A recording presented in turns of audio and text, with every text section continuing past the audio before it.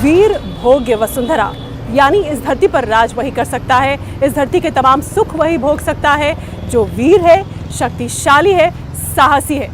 भागवत पुराण का ये वाक्य जिनका सिद्धांत है, वीरता और शौर्य जिनका इतिहास है, सर कटे लेकिन धड़ लड़े ऐसे सूरमा जिस रेजिमेंट की पहचान है, सोचिए उसकी आन बान और शान क्या होगी। वीर में आज हम आपको लेकर आए हैं राजपूताना राइफल्स के रेजिमेंटल सेंटर में। राजपूताना राइफल्स भारतीय सेना की सबसे पुरानी राइफल रेजिमेंट है और मैं हूं आपके साथ शीतल राजपूत।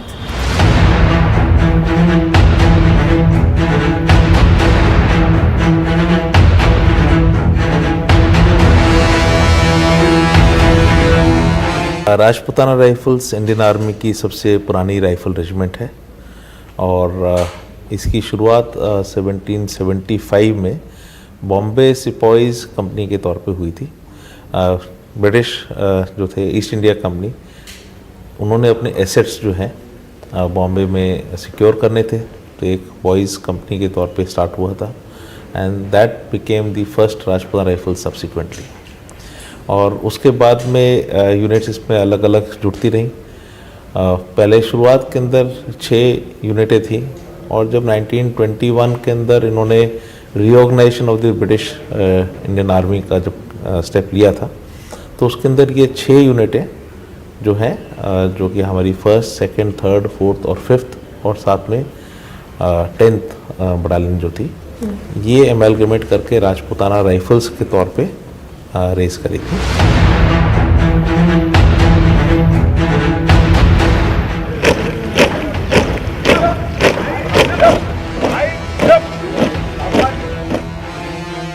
राजपूताना ब्रिटिश काल में एक पूरा इलाका कहलाता था। इसमें गुजरात, राजस्थान, उत्तर प्रदेश और मध्य प्रदेश के कुछ हिस्से शामिल थे।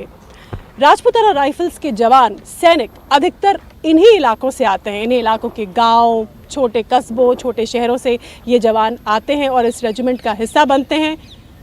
देश के लिए मर मिटना, वीरता, शौर्य, ये इनके खून में है, इनकी विरासत है। इज्जत और इकबाल से बढ़कर इनके लिए कुछ भी नहीं। मेरे साथ राजपूताना राइफल्स के कुछ सैनिक और जवान इस वक्त यहाँ मौजूद हैं। आपका नाम? मेरा नाम नायक सूबेदार ओमकार सिंह, राजस्थान से ताल्लुक रखने वाला और राजस्थान में झुंझुनू डिस्ट्रिक्ट का रहने वाला हूँ। जी, नायक सूबेदार ओमकार सिंह, राजपूताना राइफल्स में होने के आपके लिए क्या मायने?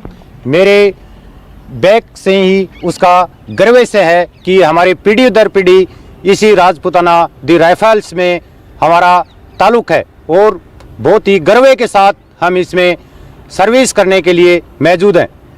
तो आपने बताया कि आपके परिवार की कई पीढ़ियां राजपूताना राइफल्स का हिस्सा रह चुकी हैं। हाँ, कितनी पीढ़ियां? हाँ जी, मेरे दादाजी थे, फिर मेरे फादर थे और अभी मैं मौजूद हूँ। तो आगे पीढ़ियां जो हैं वो भी इसी रेजिमेंट में आने की मंशा रखती हैं या आपकी इच्छा है? हाँ बिल्कुल, हम ये इच्छा रखते हैं कि दी राजपूताना राइफल्स के अंदर हमारे पीढ़ी दर पीढ़ी चलते रहे। राजपूताना रीजन जो था, इस जगह के लोग जो है, क्योंकि पूरे इन्वेजन्स हिस्टोरिक टाइम से इस साइड से आते थे, तो यहाँ के लोग जो हैं काफ़ी बेसिकली काफ़ी वॉर्स वगैरह में मार्शल रेस के तौर पे माने जाते हैं। कई वॉर्स वगैरह में पार्टिसिपेट किया है, तो ब्रिटिशर्स ने भी इनको एक मार्शल रेस के तौर पे लेकर के यहाँ से ट्रूप्स रिक्रूट करा करते थे और वही ट्रेडिशन थ्रू आउट रहा है यहाँ के लोगों में। तो जो यहाँ से हमारे ट्रूप्स आते हैं, दे आर वेरी हार्डी और टफ सर्कमस्टेंसेस से निकल के आ रहे हैं, वेदर वाइज बोलिए चाहे लाइफस्टाइल वाइज बोलिए, और इनमें मार्शल ट्रेड्स काफ़ी स्ट्रॉन्ग हैं।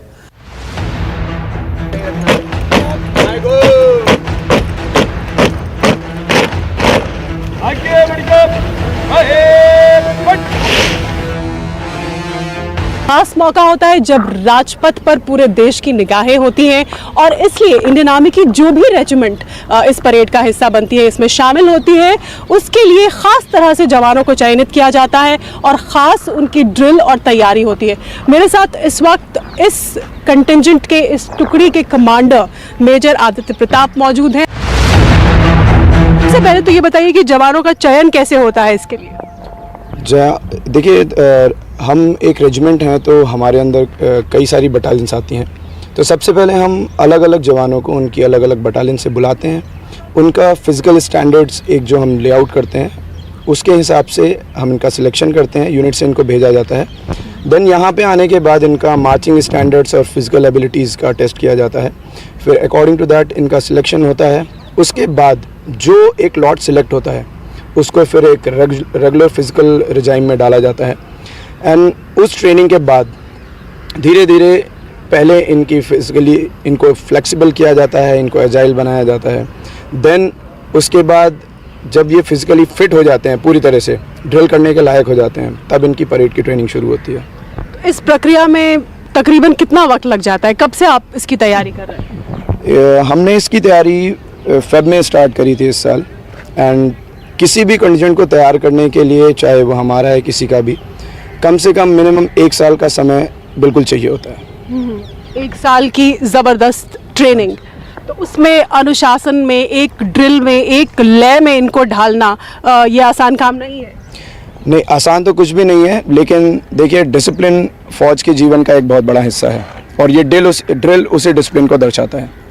एंड फ़ौजी जब से ट्रेनिंग शुरू करता है, चाहे वो जवान हो, चाहे वो जेसी हो, चाहे ऑफिसर हो, उसकी ज़िंदगी में सबसे पहली चीज़ जो डाली जाती है वो है डिसिप्लिन।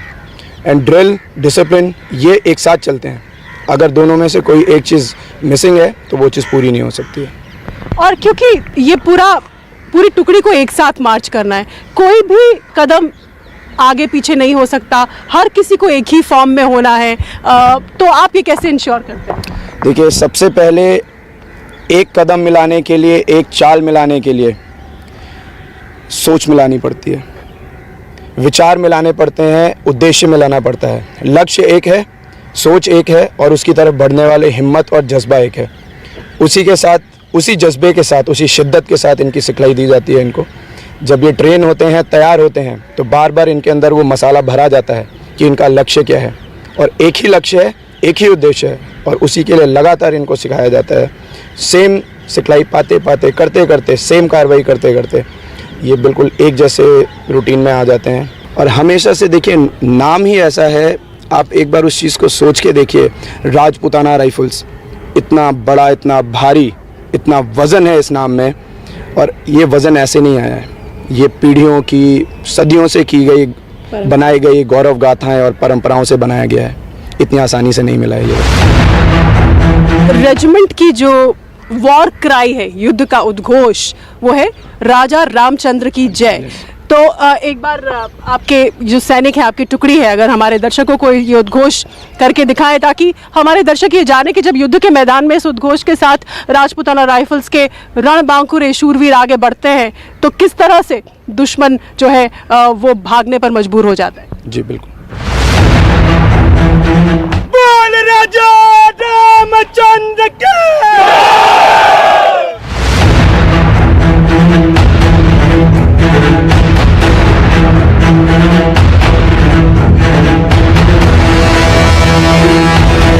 जो अंगारों पर चलकर भी मूंछों को ताव दे, वो कहलाता है राजपूत।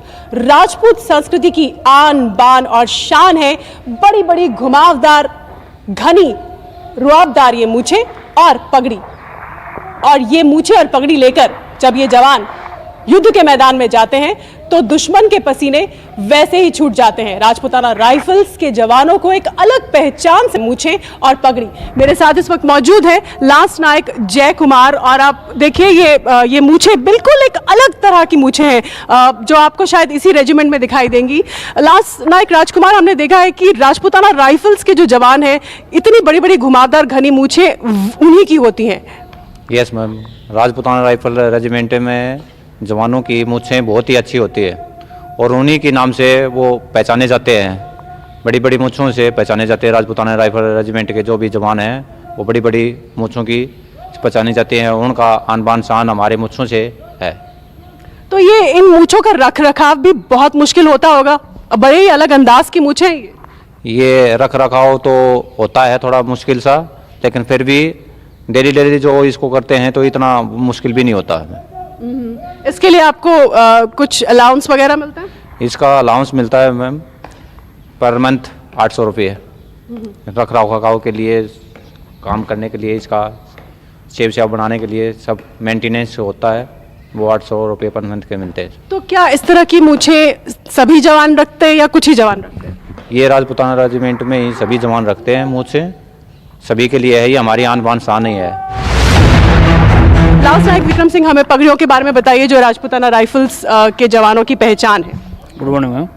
ये राजपूताना राइफल्स की ड्रेस कोड के अंदर शामिल है और राजपूताना राइफल्स का जवान जो इस पगड़ी को पहन के और जब ड्रेस लगा के खड़ा रहता है तो सबसे ट्रूप के अंदर सबसे अलग दिखाई देता है कि भाई ये राजपूताना राइफल्स की अलग ही पहचान है पगड़ी की, और पगड़ी के नाम से ही राजपूताना राइफल्स अलग से पहचाना जाता है जवान, और चलता हुआ ट्रूप के अंदर से पता लग जाएगा भाई ये राजपूताना राइफल्स का जवान है।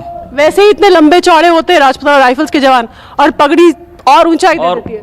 पगड़ी पहले हाइट राजपूताना राइफल्स की बहुत बढ़िया हाइट है, और उसके बाद अगर पगड़ी की हाइट और चलते चले तो अलग से पहचान लगता है भाई हाँ कोई जवान जा रहा है इंडियन आर्मी का, राजपूताना राइफल्स का सोल्जर होगा यही पक्का। लास्ट नायक विक्रम सिंह, आप कहाँ से आते हैं? मैडम मेरा राजस्थान से बाड़मेर में कोलू गांव है मेरा।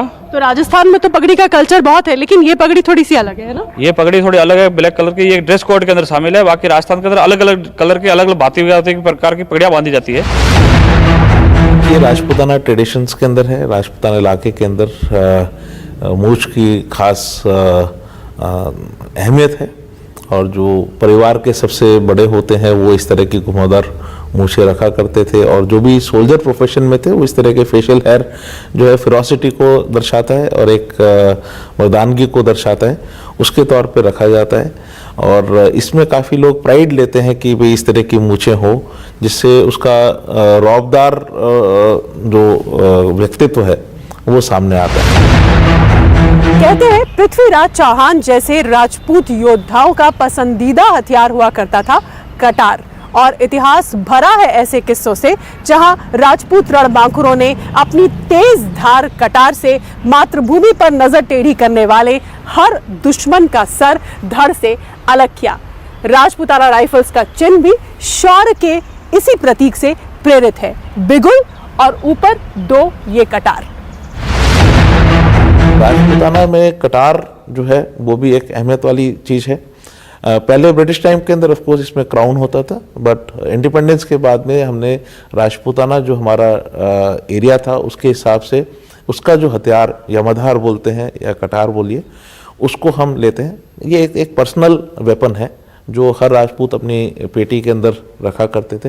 अंतिम लड़ाई जो है इसी से लड़ी जाती थी, अगर अपना बचाव करना है या लड़ाई करनी है, और ये हमेशा एक सोल्जर के साथ रहता था। मैं इस वक्त मौजूद हूँ राजपूताना राइफल्स रेजिमेंटल सेंटर के म्यूजियम में, और इस म्यूजियम की गिनती देश के आला दर्जे के मिलिट्री म्यूजियम्स में होती है। मेरे साथ इस वक्त मौजूद हैं राजपूताना राइफल्स रेजिमेंटल सेंटर के डेप्यूटी कमांडेंट कर्नल HPS लक्ष्य। कर्नल, हमें इस म्यूजियम के बारे में बताइए। पहले आपका इस राजपूताना राइफल्स रेजिमेंटल सेंटर के म्यूजियम में हार्दिक स्वागत है। हमारा ये म्यूजियम हमारी रेजिमेंट की वीरता और इसके रिच इतिहास को दर्शाने के लिए बनाया गया है। इस म्यूजियम को हमने 10 सेक्शंस में बांटा है। जहाँ पर आप खड़े हैं एंट्रेंस पे, यहाँ पर जो हमारी यूनिट्स की अफिलिएशंस हैं उनको दर्शाया गया है कुछ झंडों के द्वारा। आप अगर देखें टॉप राइट पे जो 3 गार्ड्स का झंडा है, ये हमारी फर्स्ट राजपूताना राइफल्स होती थी, और जब ये यूनिट्स मैकेनाइज्ड एंड मोटराइज्ड हुई तो ये फर्स्ट राजरिफ कन्वर्ट हुई 3 गार्ड्स में। उसके पीछे है मैक इन्फेंट्री का झंडा जो कि हमारी 18 राजरिफ थी, उसको 11 मैक में कन्वर्ट किया गया, और कन्वर्जन के बाद 11 मैक जो है 18 राजरिफ 11 मैक के नाम से जानी गई। पीछे आप पैराज का जो झंडा देख रहे हैं ये 23 पैराज का है। इस रेजिमेंट का गठन भी हमारे रेजिमेंटल सेंटर में हमारे ही ट्रूप्स के बीच में से हुआ था, और अभी ये 23 पैराज के नाम से स्थापित है। तो ये राजपूताना उस वक्त का जिसमें ये तमाम राज्य इलाके आते थे। जो हमारे ट्रूप्स हैं वो जब यूनिट का गठन हुआ था, जब रेजिमेंट का गठन हुआ था, तो ग्रेटर राजपूताना रीजन से उठाए गए थे। राजपूताना रीजन में तमाम राजस्थान और हरियाणा, वेस्टर्न यूपी के कुछ हिस्से और नॉर्थ वेस्टर्न MP के कुछ हिस्से और कुछ नॉर्दर्न हिस्से गुजरात के, ये सब मिलके ग्रेटर राजपूताना रीजन जाना जाता था।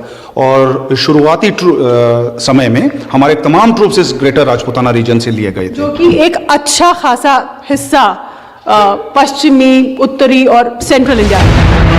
तमाम रेजिमेंट्स यूनिट्स में एक 17 राजरैफ प्योर राजरैफ बटालियन की तरह स्थापित है और 17 राजरैफ को सवाई मान गार्ड्स के नाम से भी जाना जाता है और इनका रिश्ता जो है जयपुर के जो रॉयल घराना है उसके साथ हमेशा रहा है और आज भी है।